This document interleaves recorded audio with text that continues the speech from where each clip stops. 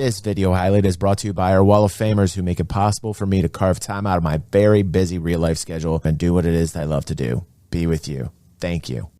All right, let's see. Do we want to go Elite Dangerous or do we want to go Star Citizen? Well, that's an easy one. We'll go Star Citizen. This is from friend of the channel, Hav0k. Star Citizen's universe can finally grow, but will it? What if Star Citizen's next system was almost ready? What if Nyx wasn't just a name on a star map, but a real place we'll finally set foot in, powered by next-gen tools that could reshape the entire way we explore? The system's been teased for years, quietly waiting in the shadows, while Pyro and server meshing took the spotlight. But now, thanks to a few key updates like PlanetTech V5, Starkitect, and new backend tools, there's real evidence that Nyx is finally coming into focus. Where does Nyx feed off from? Does Nyx doesn't feed off from Stanton? Does it feed off from Pyro? I think Nyx feeds off from Pyro, doesn't it? Somebody fact check me on that. It would make sense, obviously. The fact that they had Delamar already worked out. Okay, yeah. So yeah, I believe Nyx would be the next system. Yeah. And what's more exciting, it could be the start of something a bit bigger than we're used to. Yep. Dude, let me just say this. The scale is already off the freaking hook, having just 2 systems. I'm going nuts just having Pyro. I'm like, holy shit, there's so much more out there, and it's cool. And nobody really gives any credit to that. It's like, wow, there are more cool places to go. Obituary is awesome. Bloom looks fucking fantastic. Coming in from Stanton is a fucking mess, and it's a beautiful mess coming in from that jump gate. Yeah, I want the jump gate to kind of be like the original way we saw it from the Citizen Con long ago, but they still got it in there. It's still pretty damn good, the transition. And coming into from system to system is a fun experience, okay? They dumbed it down. They watered it down, absolutely. They didn't make it look as cool. They got rid of the gate idea, kind of, sort of, where they're firing a disruptive bolt into space and it tears space fabric. Okay, great. You got me. All right, fine. You got me on the nerdy lore. I'm going to believe the change was because, you know, the fact that you didn't want to go through the whole gate kind of thing. Okay, gotcha. I'm on the same page. I can deal with it. But like just having an extra system to go to is awesome. Now imagine we get a 3rd system. Are people...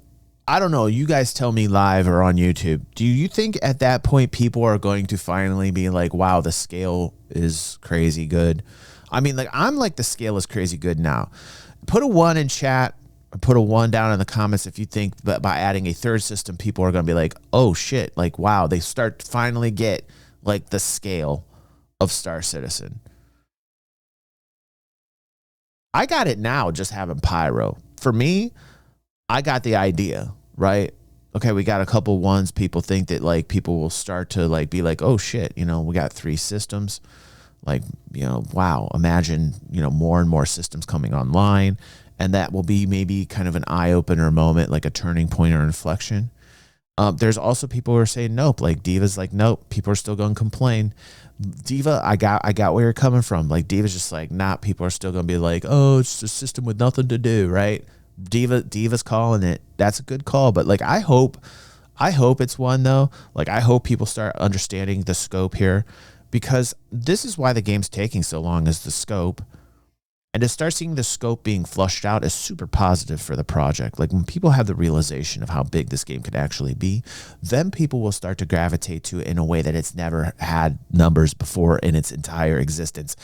I really think when the floodgates open is that moment.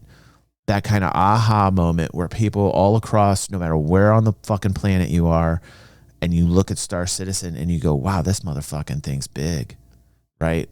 That's a great inflection point that I think will bring in tons more revenue and tons more gamers. Like when people are like, wow, there's not really anything else out there with this scale to it, that's going to be like a natural driver, a natural revenue boost, a pop in the population when people get that fact in their head. It's like, wow, the scale of this game is phenomenal. Maybe it'll happen after 4 or 5 systems. I'm not quite sure what the number is, but I think at some point, as more and more systems come online, it will in itself be a self-fulfilling prophecy on bringing people in just because they're like, wow, I've never played a MMO that had this much like space. There's tons and tons of space.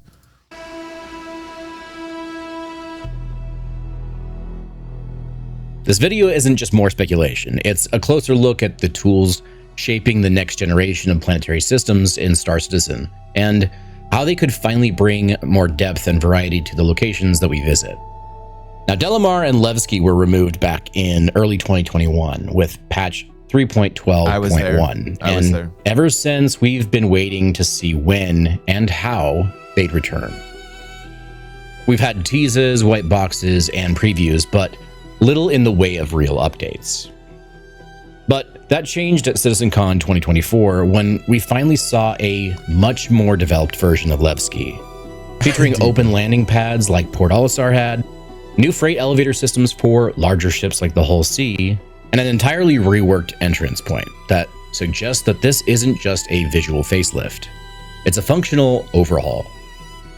Now, with Planetech V5 and Starchitect starting to show meaningful progress during monthly reports and progress updates, we might be on the edge of seeing systems that go beyond visual improvements and actually support a wider range of gameplay, such as better mission diversity, more exploration points, new landing zones, and systems that serve trade, traversal, and even future settlements in a way that we haven't. On the July report, when we were watching a Saudi Mike update on the roadmap the other night on Star Citizen After Dark, we saw that news that Meridian's talking about. Big time looking forward to that new freight elevator system. Definitely needed, especially with this patch that I think flopped 4.2.1.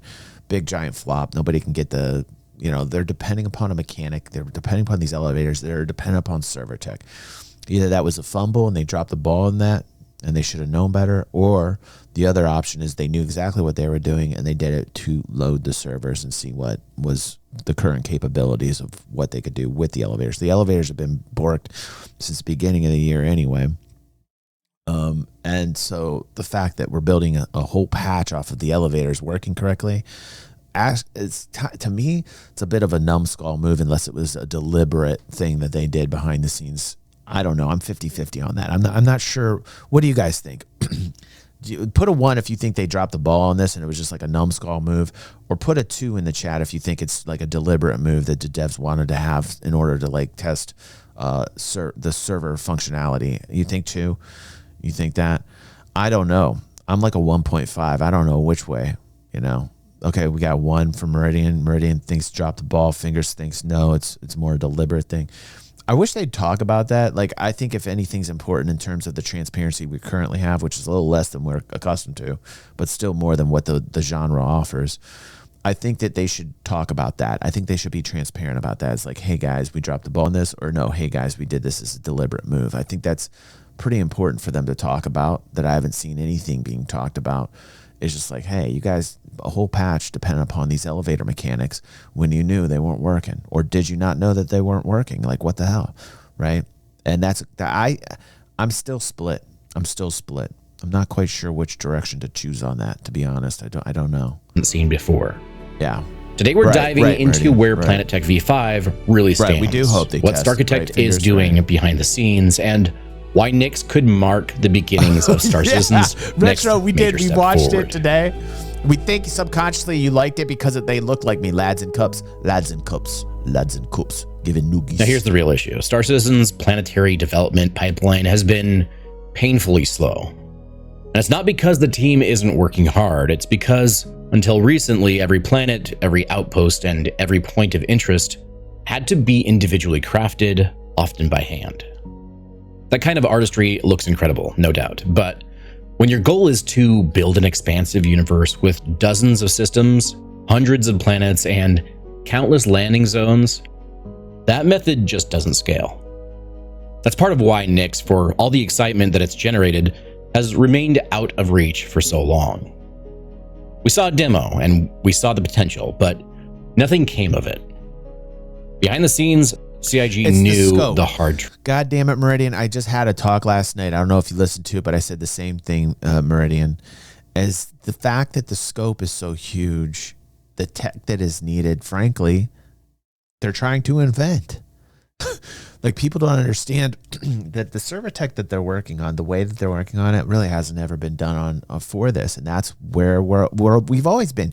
We knew this from day one, that server tech was the make or break for this being the dream that we wanted fulfilled. We knew that from day one. Like, the smartest among us, the ones that got in, knew that the number one clincher, the number one most important thing is that the server tech functions the way that it should, because frankly, the tech does not exist to do what they want it to do now. And that is like the craziness about this project, that they took this on. There's nobody else out there doing this. There's nobody that comes close to doing what Cloud Imperium is trying to create here.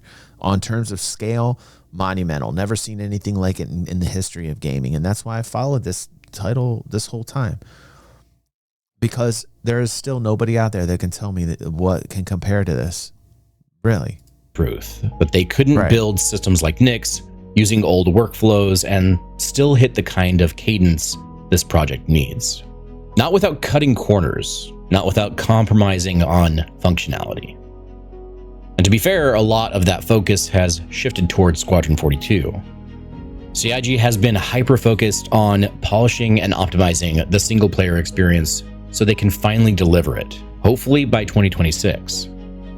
Now, that laser focus has meant a lot less attention on building out entirely new star systems in the PU. And it's also meant that a lot of issues still remain and new features aren't being added. It's a trade-off that makes sense in the short term, but it does leave gaps in the sandbox that players have been waiting years to see filled. And the problem wasn't just speed, it was sustainability.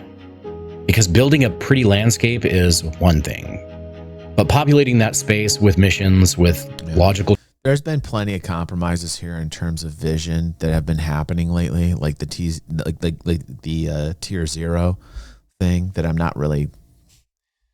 not too fond about, because we're talking about Death of a Spaceman and what was actually envisioned from the very beginning. And Death of a Spaceman basically means that every decision that you make in the verse matters, so that there are components to Death of a Spaceman in terms of game design where death should matter, like your decisions should matter.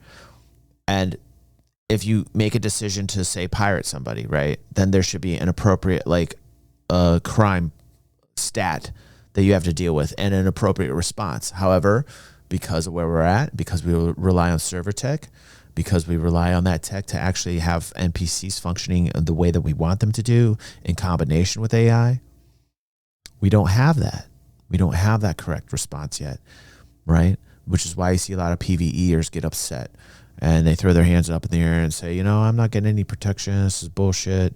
You know, it's not there yet the way we want it, right? So what do?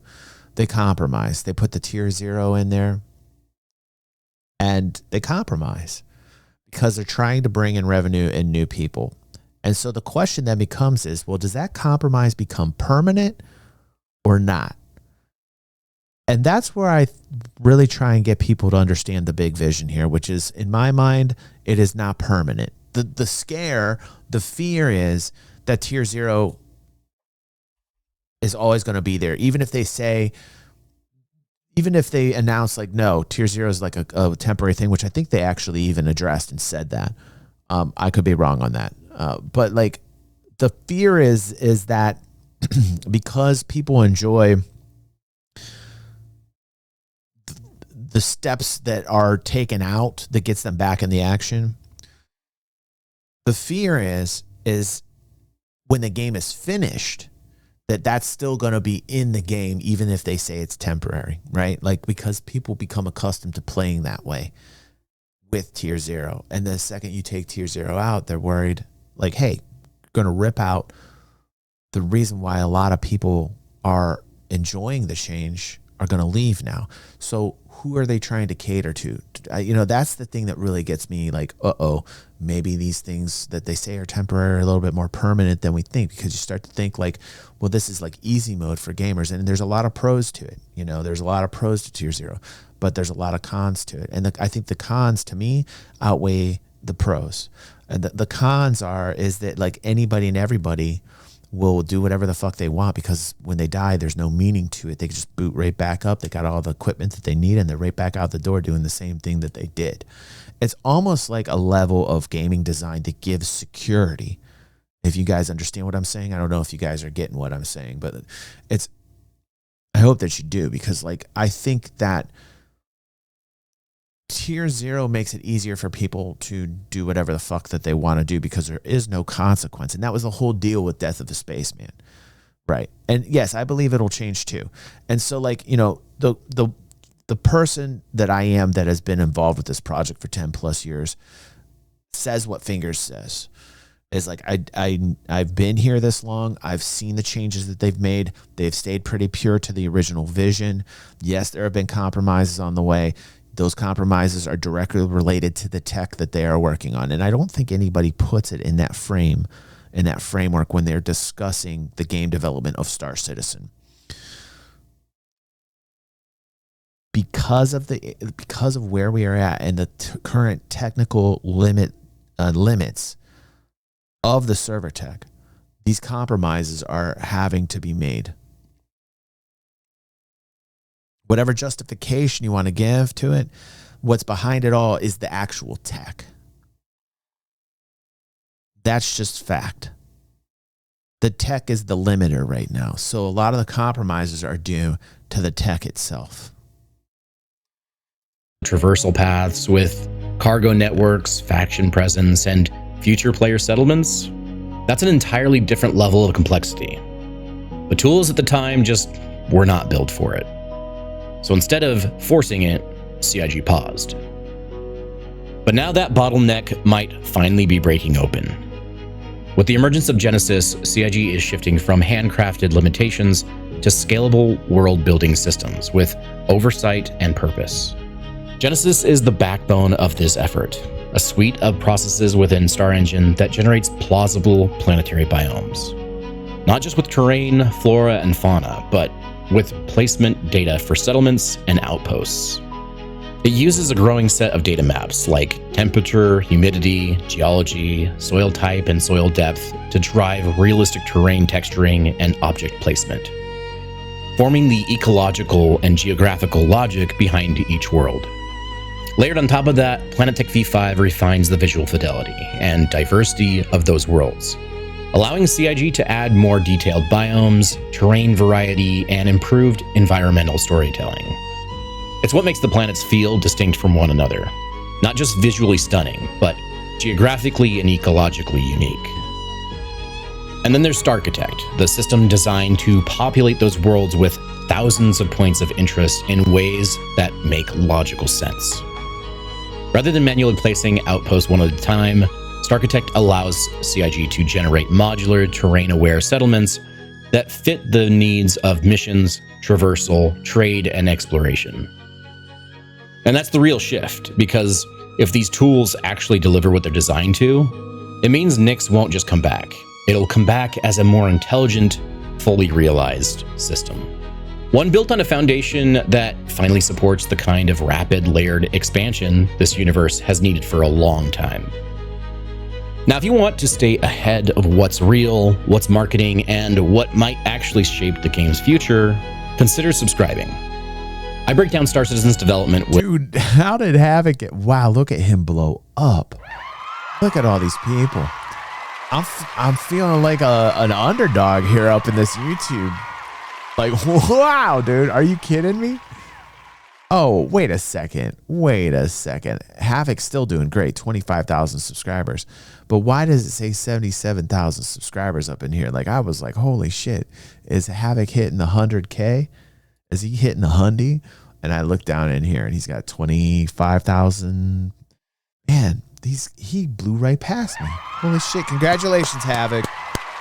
You deserve it, bro. Damn, everybody's blowing up at poor old DG. Poor old hated spit upon DG in the corner. Beat him up. Nobody cares. Throw some poop on him. Put him in the stockade. Beat him up. Strip him naked. Throw mud at him. Call him an idiot. with clarity, context, and none of the fluff. And if you found this useful, there's a lot more coming.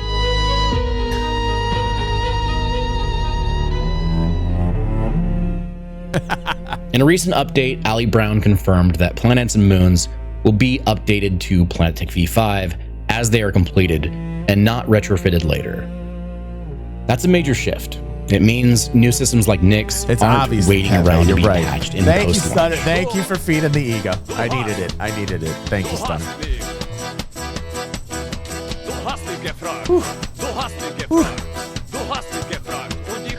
Oh, Stunner, you saved me with the polka, bro. Oh, God bless you, Stunner. Oh my God. I was melting away into nothingness, and then Stunner set off some Bezos biddies. It made me feel all better. Thank you, Stunner. Jeez. Whew, I was wallowing in them lows. I was sinking like Artex in the swamp. But you saved me. Unlike Artex's fate, which is totally horrible. And how dare you betray you for not having stronger muscles or throwing 500 biddies up at Artex. I would have got him out of the swamp. Just like Stunner did. Stunner, you're better than Atreyu.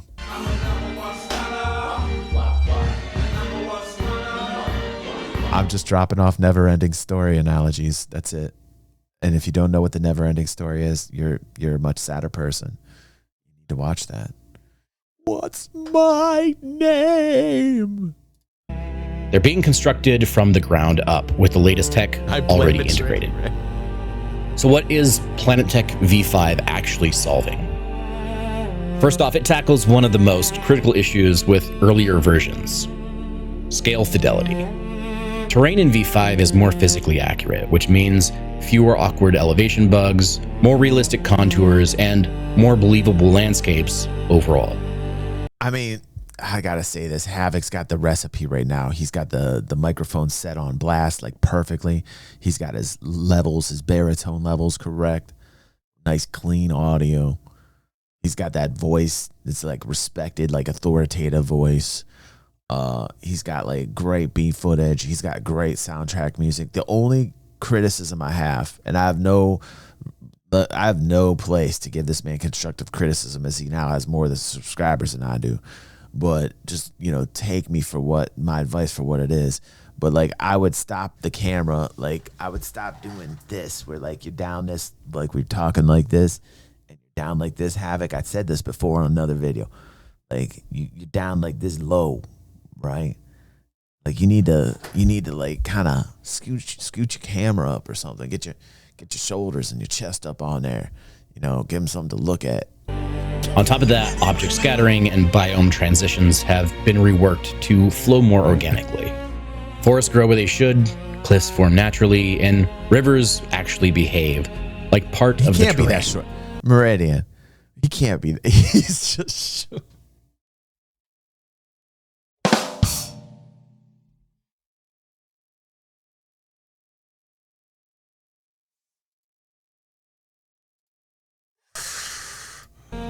They're also adding new biomes like redwood forests, jungles, swamps, and likely a lot more. You fucking got me on that, Meridian. But it's not just about visuals. You got me on that. The improvements to topological realism directly impact gameplay. Now, with better terrain comes better mission design. Roads can wind through mountain passes instead of floating awkwardly on a flat plain. Settlements can logically sit in valleys or cling to cliff sides, and hostile zones can be placed in areas that naturally feel more dangerous or remote. It creates opportunities for more emergent gameplay and meaningful traversal. That's where Starchitect kicks in.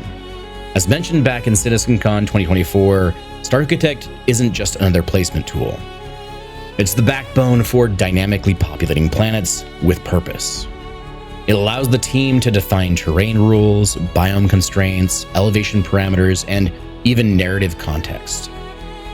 If they want an abandoned resource, I mean, they're going to have a whole team just for that, I mean, like, imagine the amount of work that this is taking them. It's absurd to think that, any of this needs to be, like, it's going to take a short amount of time. I mean, I knew from the very beginning what they were trying to do, that this project was going to take, like, I felt this was going to be generational. People might want to get mad at me saying this, but like, I felt like with the scope of this project from the beginning that this was going to take a long time. Did I think it was going to take this long? I don't know. I kind of did. Like, I kind of felt like 10 years, right? Now that we're over 10 years by a bit, I'm like 20. You know, I mean, like, look at Betty. Betty's like 61 years old, and he was like 47, 48 when this all started, and now he's 61, and he's here cheering on the project still. We were saying that last night. We were like, you know, like, there's a lot of people that are mad that this game isn't done. There's so many people that are upset about the amount of time that this is taking.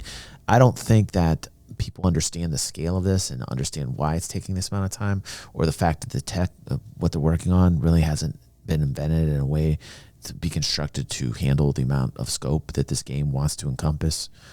But Betty's been here for this long. If anybody has the reason to be the most upset, it's Betty. People like Betty who are now in their 60s or 70s. And to see Betty come in here and be the biggest fan in the world and to still support the project, dude, that's just like awesome, man. Because like, to me, I'd rather be a dreamer trying to make the dream happen. I said this before. I'd rather be the dreamer supporting this dream becoming a reality and fail than be the person yet being poo-poo on it.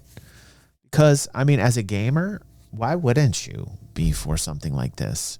I said that's another argument that I never really hear out there. I just don't hear people say shit like this. Research facility buried in the snowdrifts at high altitude. Starchitect can place that within seconds, then modify the surrounding terrain and visuals to support the story. So when we talk about Nyx being viable soon, it's not just about optimism. Those tools unlock the kind of system design that Star Citizen has always hinted at, but rarely delivered. We're no longer bound to static hubs or pre-designed corridors. Places like Levski, Shubin deep core mines, and outlaw trading posts and asteroid belts aren't just lore. Angry bad. They're meaningful locations in a massive universe. And they can now be built to fit seamlessly into the world, with scale, logic, and gameplay all working in tandem. It was never about if Nyx can happen. It was always a question of when.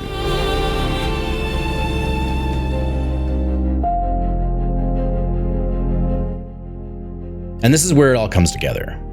With Starchitect, Planetech V5, and the Genesis system refining procedural mission and biome placement behind the scenes, Nyx doesn't just represent another star system on the roadmap. It becomes something more. And in many ways, it's a litmus test. A signal that CIG can finally build the universe at scale with systems that aren't just visually distinct, but designed with gameplay, traversal, and storytelling in mind from day one. A lot quicker than they have in the past. But let's be real. None of this matters if the tools don't actually deliver. We still haven't seen Nyx aside from CitizenCon last year. There's been no dedicated reintroduction on Inside Star Citizen or Star Citizen Live.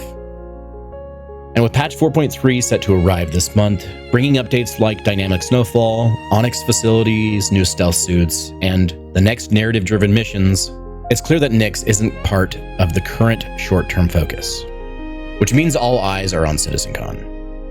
Will that be the moment we finally get a full gameplay reintroduction? Because if Nyx does reappear, and it's running on Planetech V5, built using Genesis with terrain-aware POI placement, freight hubs, traversal routes, and mission hooks, this could be the biggest leap that we've seen since Pyro's initial rollout. Not just visually, but structurally. And that structure includes weather. Genesis isn't just about biomes and terrain, it's also evolving the way planets behave. Dynamic rain and lightning storms will finally interact with the surface and sky more believably. Snowfall will vary by altitude and humidity, and we'll start seeing truly alien weather, like sandstorms tearing across the surface of places like Daymar, acid rain searing the hulls of our ships on volatile mining worlds, or even supercooled methane fog blanketing low-lying basins, so dense it muffles sound and visibility, turning a routine recon into a nerve-wracking search through opaque, whiteout conditions. These aren't just visual flair, they're atmospheric challenges, potentially even mission modifiers that could make every visit to a planet feel different depending on the conditions. If CIG nails this, Nyx could set the template for every system that follows. Not just in terrain fidelity or modular asset use, but in how weather, traversal, and gameplay loops all collide to create living, reactive environments. The question now isn't just when we'll see Nyx again. It's whether it'll be another turning point that Star Citizen really needs.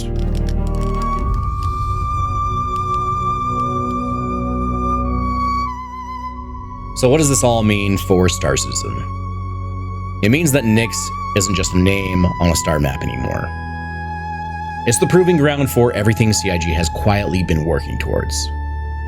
Tools like PlanetTech V5, Genesis, and Starchitect don't just improve fidelity. They unlock a completely different pace and quality of system development. If these tools are real and they're working the way developers say they are, then we're standing on the edge of something long overdue. A Star Citizen universe that actually is ready to grow. Not in handcrafted slow motion, but in layered, gameplay-driven expansions that connect exploration, mission design, weather systems, and economy into something coherent. Maybe even larger planets and moons down the line. Of course, we've all heard the promises before. And while Pyro is finally here, it launched with sky-high expectations that didn't quite match what was delivered. Stanton 2 is still receiving polish, but it's in a much better place than it was a year ago. There's clear progress, but also plenty of work left to do. Maddie comes in and shits all over our dreams.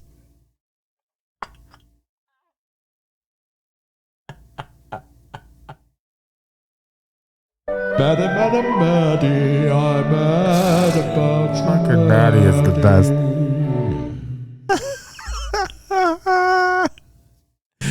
I mean, the great part is like Hav0k's got this music and he's building me up and I'm like, yeah, man, look at all this shit.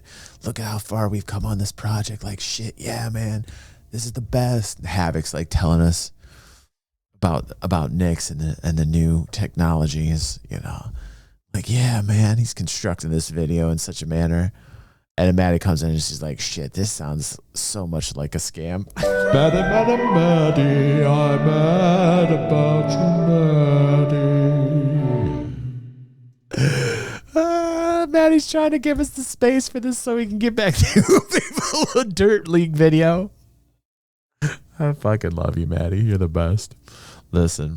There's a lot of very passionate gamers in here that have been like waiting for this game for a while. And I got to tell you, it's not a scam. It is not a scam.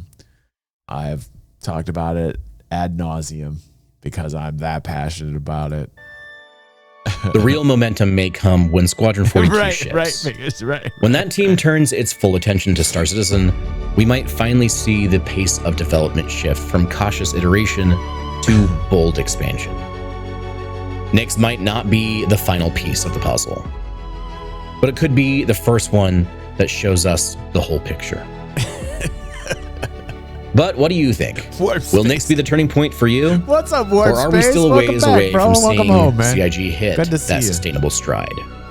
Drop your thoughts in the comments. Are you more excited about the alien weather systems, the terrain fidelity, or the potential for faster, more meaningful expansion across the verse? Now, if you're enjoying these grounded, in-depth videos and want to support the channel, consider subscribing or take it a step further and become a channel member. Listen, maybe Hav0k's got the secret sauce down on shilling, you know, maybe Maddie's just picking up on Hav0k's kind of editing style and like, you know, like that music, the dramatic music, that very serious voice. Well, I like Hav0k. He is a member of our community and Hav0k just smoked my ass on subscribers. So congratulations, Hav0k. I am not bitter at all. I am not bitter, Pepe. I am very happy for him. I know inside I'm screaming, okay? It's fine, though. It's fine.